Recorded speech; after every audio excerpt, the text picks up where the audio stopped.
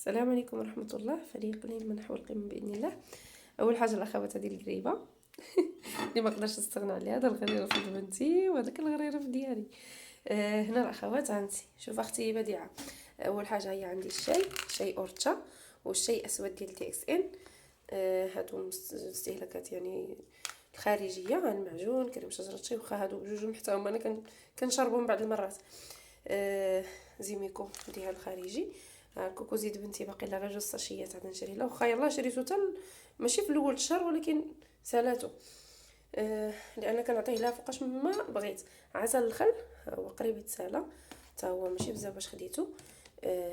عصير الروسيل حتى هو ها ما بقيش فيه بزاف، شربته انا وياها فوقاش ما خلينا عقلنا كنخلطو ونشربو. انا كنخلطهم دابا بجوج بيهم في كاس واحد. هذا كندهن به يدي.